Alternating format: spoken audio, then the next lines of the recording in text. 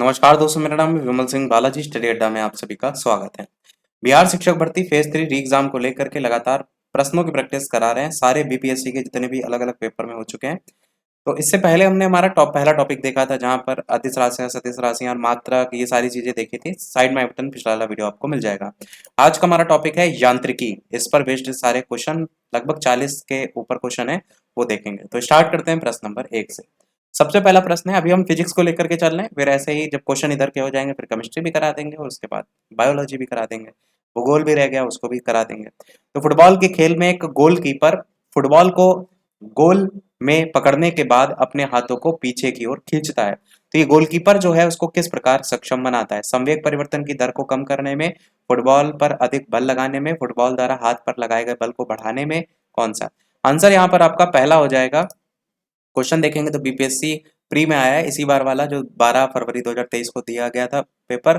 तो संवेग परिवर्तन की दर को कम करने में, फुटबॉल के खेल में गोलकीपर क्या करता है? फुटबॉल को गोल में पकड़ने के बाद अपने हाथ को पीछे की ओर खींचता है, आपने देखा भी होगा। और ये गोलकीपर को क्या करता है? संवेग परिवर्तन की दर को कम करने में सक्षम बनाता है।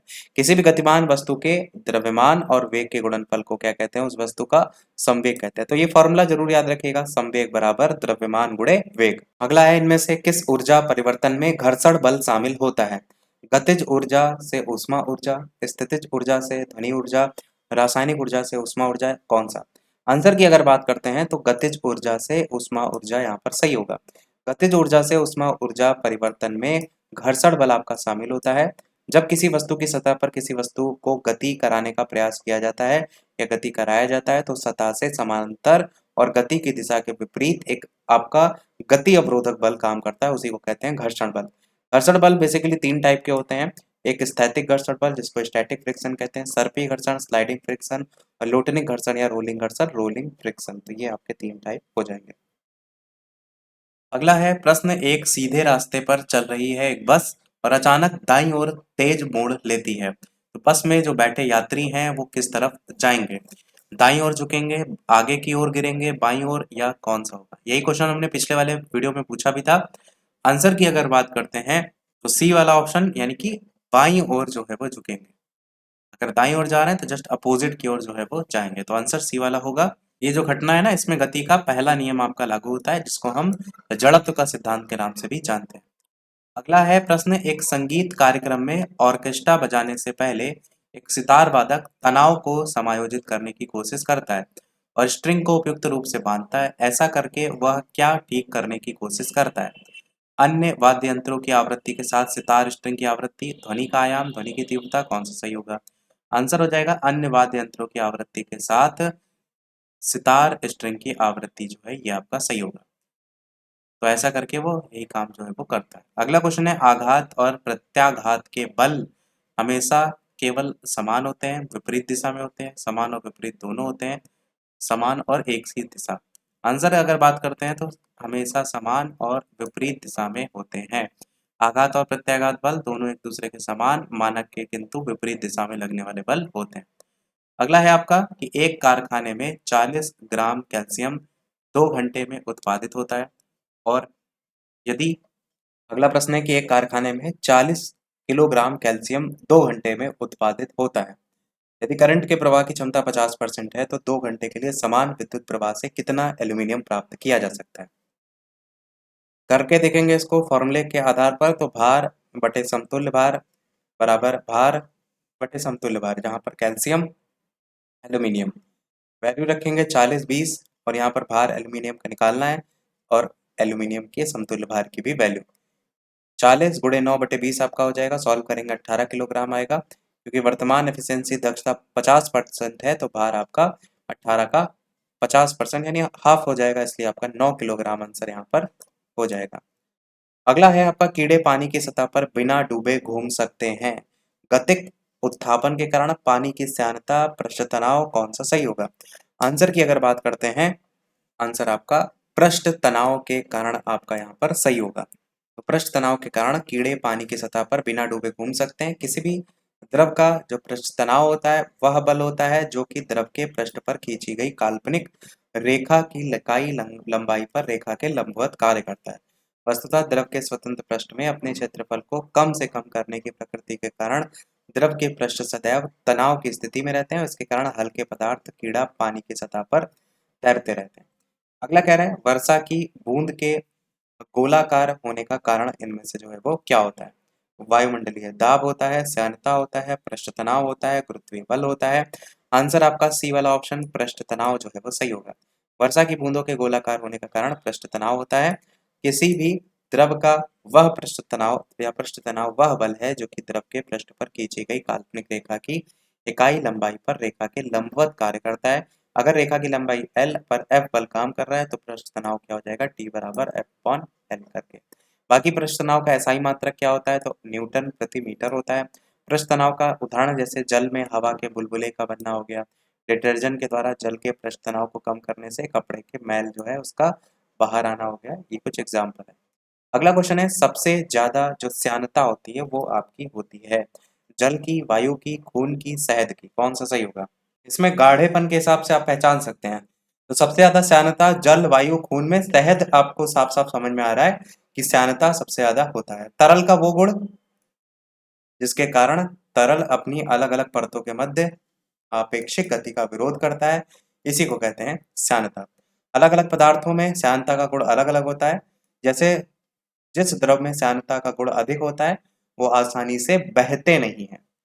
और उदाहरण के लिए जैसे शहद में बहने का गुण कम होता है क्योंकि इसमें श्यानता का गुण अधिक होता है। बैरोमीटर की ऊंचाई में अचानक वृद्धि अगर हो जाए तो वो क्या दर्शाता है? तूफान या चक्रवात का आना, बारिश की संभावना, शुष्क मौसम या अत्यंत शुष्क मौसम। आंसर की बात करते हैं तो आंसर आपका अत्यंत शुष्क मौसम यहाँ पर सही हो जाएगा। बैरोमीटर की ऊंचाई में अगर अचानक वृद्धि हो जाए अत्यंत शुष्क मौसम की ओर ये इंगित करता है। जबकि अगर इसका जो पाठ्यांक है वो अचानक से गिर जाए तो क्या होगा? तो आप कहेंगे तूफान का संकेत है, गिरना, आंधी या तूफान का।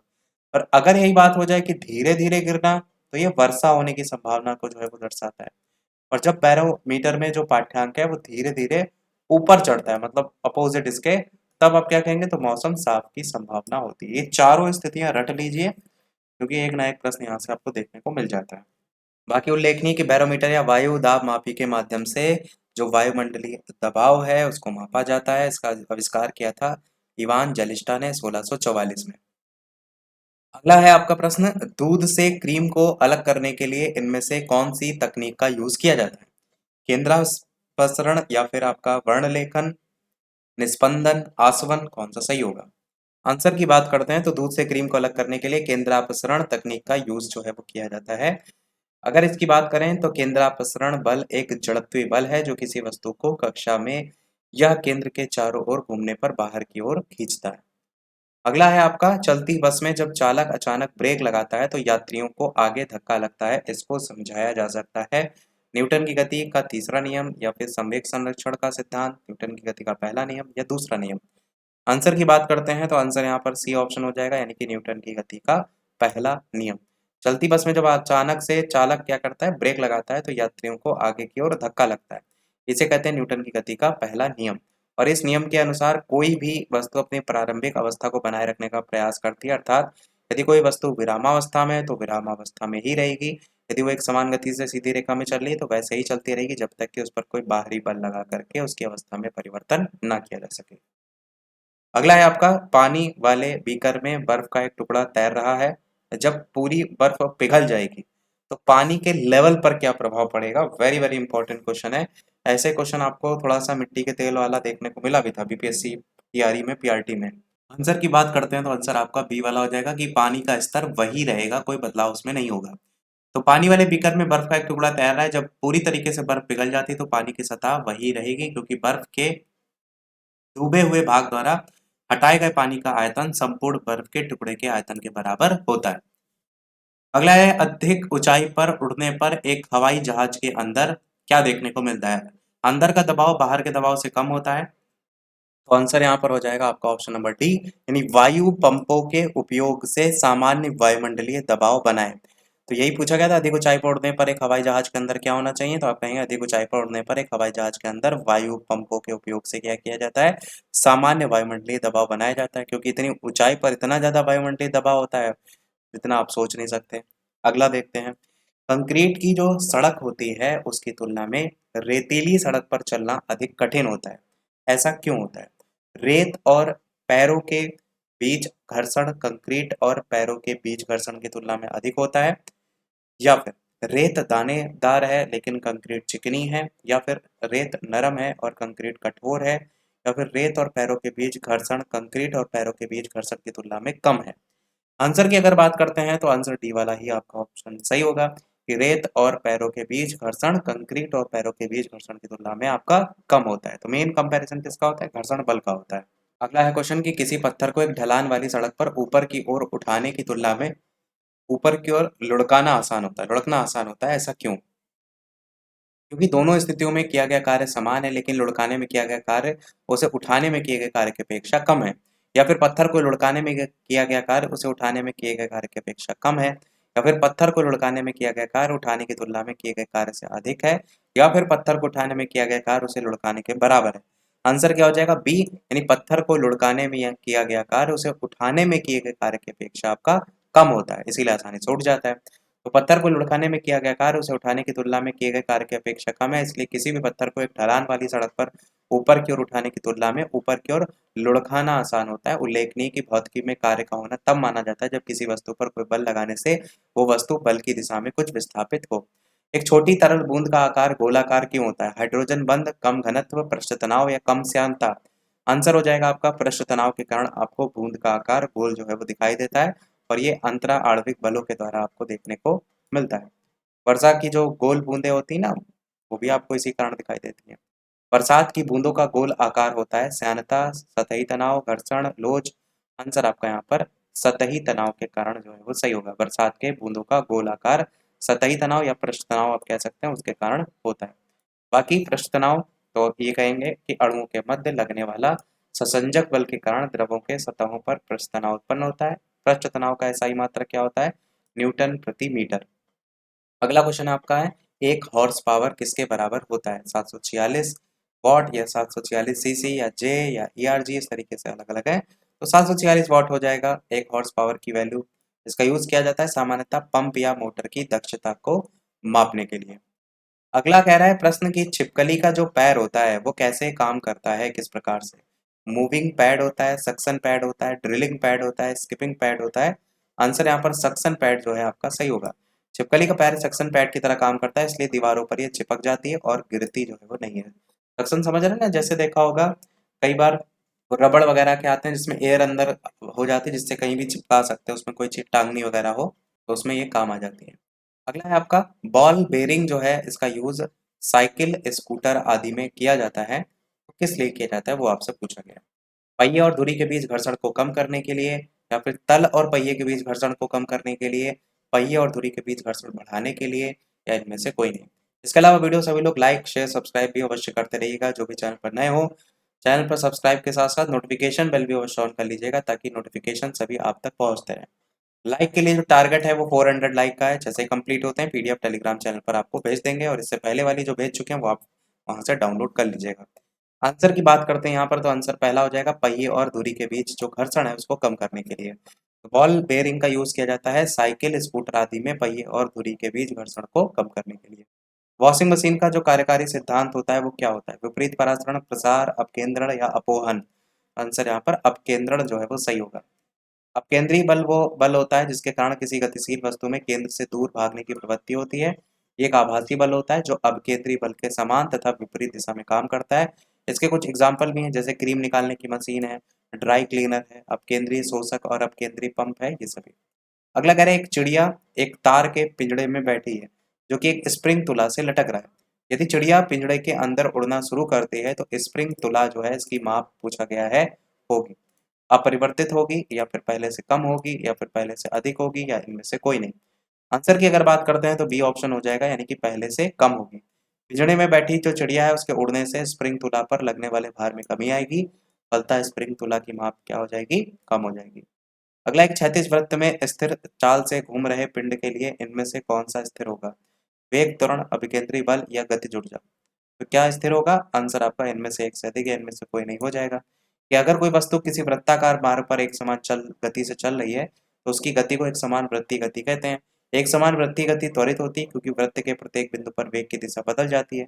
एक समान वृत्तीय गति में पिंड की चाल भी, अभिकेंद्री बल भी और गतिज ऊर्जा तीनों के तीनों आपके समान रहते हैं। यहाँ पर त्वरण आपका जो है वो आपको देखने को नहीं मिलेगा, बाकी तीनों देखने को मिलेंगे। अगला कह रहा है यदि बल को न्यूटन में और दूरी को मीटर में प्रदर्शित किया जाए तो किए हुए कार्य को प्रदर्शित किसमें किया जाएगा? जूल में, किलोग्राम वेट में, किलोग्राम वेट मीटर या फिर वॉट, कौन सा सही होगा? आंसर की बात करते हैं तो पहला ऑप्शन यहाँ पर जूल में जो है वो सही हो जाएगा। यदि बल को न्यूटन में, दूरी को मीटर में प्रदर्शित किया जाए तो किया गया कार्य जूल में होगा। कार्य की माप लगाए गए बल तथा बल की दिशा में वस्तु के विस्थापन के गुणनफल के बराबर होती है। अदिश राशि है, SI मात्रक न्यूटन मीटर या जूल होता है और 1 जूल बराबर 1 N × 1 M, ये ऑलरेडी बता चुके हैं। अगला कह रहे हैं किलोमीटर दूरी का तात्पर्य क्या होता है? 1 किलोमीटर बराबर 1000 मीटर होता है, तो सी ऑप्शन यहाँ पर सही हो जाएगा। और 1 मीटर 100 सेंटीमीटर। पदार्थ के संवेग और वेग के अनुपात से कौन सी भौतिक राशि प्राप्त की जाती है? वेग, त्वरण, द्रव्यमान या तल या बल? आंसर की बात करते हैं तो द्रव्यमान आपका सही होगा। पदार्थ के संवेग और वेग का जो अनुपात होता है उससे द्रव्यमान राशि प्राप्त की जाती है। किसी भी गतिमान वस्तु के द्रव्यमान तथा वेग के गुणनफल को उस वस्तु का संवेग कहते हैं। संवेग एक्चुअल में एक सदिश राशि है और गतिशील वस्तु के विस्थापन की दर को वस्तु का वेग कहते हैं। वेग आपकी एक सदिश राशि है। अब वेग बराबर क्या होता है? तो विस्थापन बटे समय होता है। इसमें द्रव्यमान आपका अदिश राशि है, बल और त्वरण आपका सदिश राशि है। संवेग बराबर द्रव्यमान गुणे वेग होता है और द्रव्यमान बराबर इसी से निकाल सकते हैं तो संवेग बटे वेग हो जाएगा। अगला है बल गुणनफल होता है किसका किसका? द्रव्यमान और वेग का, द्रव्यमान और त्वरण का, भार और वेग का, भार और त्वरण का, कौन सा सही होगा? आंसर की बात करते हैं तो द्रव्यमान और त्वरण का सही होगा।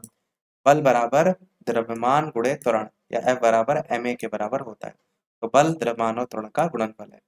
अगला कह रहा है त्वरण ज्ञात करने का सही सूत्र इनमें से कौन सा है? तो इस तरीके से ऑप्शन है। आंसर की बात करते हैं तो पहला A बराबर v minus you upon T, ये जो है वो सही होगा। वेग परिवर्तन की दर को क्या कहते हैं? त्वरण कहते हैं। त्वरण ज्ञात करने के लिए जो सूत्र होता है एक तो v बराबर यू प्लस ए टी भी होता है और इसी से ही आप निकाल सकते हैं a की वैल्यू। ये जो आप देख रहे हैं ना, ये गति का पहला नियम देखने को मिलता है, इसी से a की वैल्यू निकालेंगे तो a इधर आ जाएगा, v minus you upon T आपका निकल करके आ जाएगा। इसी से ही निकाला गया है। अगला कह रहा है किसी प्रक्षेप का पथ जो होता है वो कैसा होता है? सरल रेखीय होता है, परवलयिक होता है, दीर्घवृत्तीय होता है, अति परवलयिक होता है, कौन सा सही होगा? तो आंसर की बात करें तो किसी प्रक्षेप का पथ जो होता है वो परवलयिक होता है।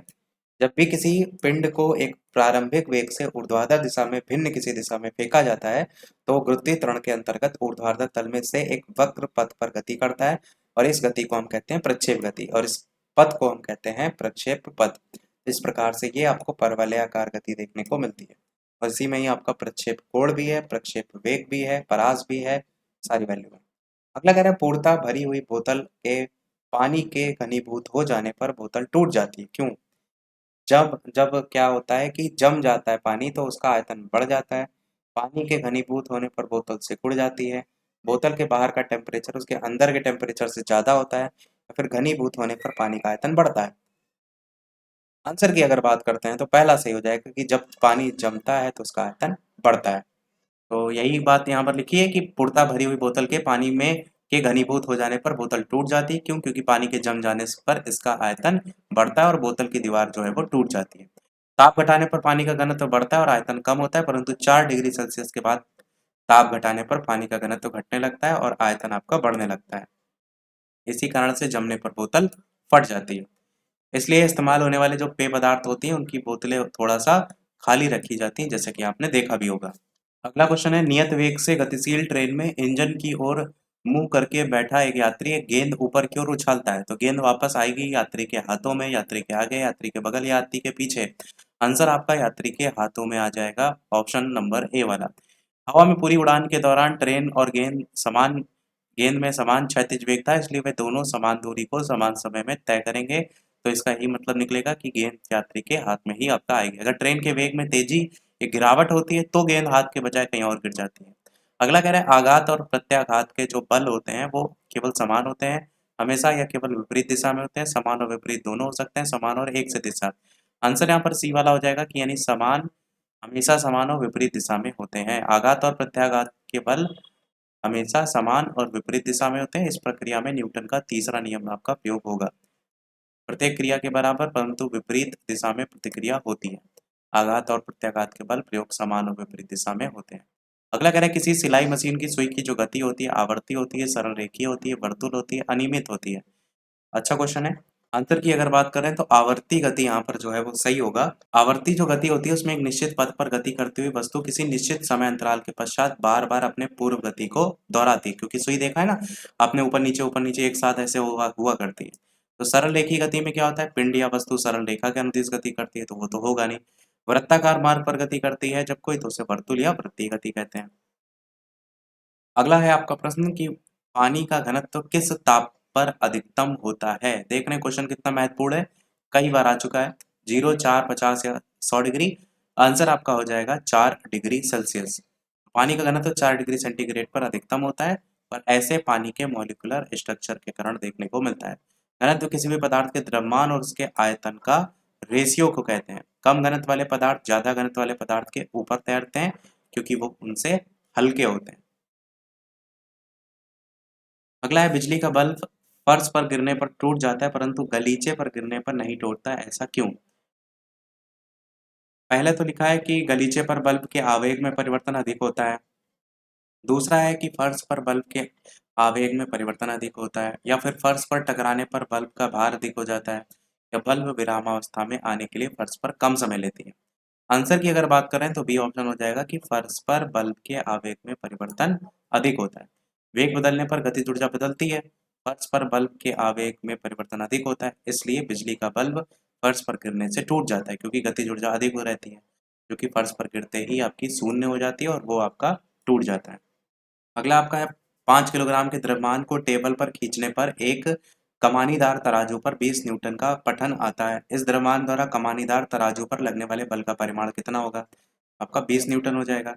न्यूटन का जो गति का तीसरा नियम है क्रिया प्रतिक्रिया का, इसमें कमानीदार तुला पर लगने वाला परिमाण जो परिणामी बल होगा वो भी उतना ही लगेगा जितना आप उस पर लगा रहे हैं, क्योंकि 20 न्यूटन का लग ही रहा था, पठन आ रहा था। तो क्रिया प्रतिक्रिया में जितना आप लगा रहे हो उतना आप पर उल्टा लगता है, तो वही 20 न्यूटन आपका यहाँ भी सही हो जाएगा। अगला है कि यदि किसी गतिशील वस्तु पर लगने वाले सभी बलों का योग शून्य हो जाए तो वो वस्तु क्या होगा, धीमी होती हुई विरामावस्था में आ जाएगी, अपनी गति की दिशा बदल लेगी, समरूप त्वरित होगी, या समरूप गति से चलती रहेगी। आंसर क्या हो जाएगा, समरूप गति से चलती रहेगी। अगर किसी गतिशील वस्तु पर लगने वाले सभी बलों का योग शून्य हो तो वो वस्तु समरूप गति से चलती रहेगी, क्योंकि न्यूटन की गति का पहला नियम कहता है कोई वस्तु अगर आपका स्थिर वेग से चल रही है तो वैसे ही चलती रहेगी, गतिमान रहती है। इसी प्रकार जब तक कोई उस पर बाह्य बल ना लगाया जाए, इसी प्रकार आपका स्थिर को लेकर के भी होता है। अगला क्वेश्चन देखते हैं, खिलाड़ी अचानक छलांग लगाने की अपेक्षा कुछ दूर से दौड़ता हुआ आकर के ज्यादा लंबी छलांग लगा पाता है, इसका कारण क्या होता है। विरामावस्था की जड़ता, गतिमान अवस्था, दिशा की जड़ता, स्थिति की जड़ता। आंसर यहाँ पर गतिमान अवस्था की जड़ता जो है वो सही होगा।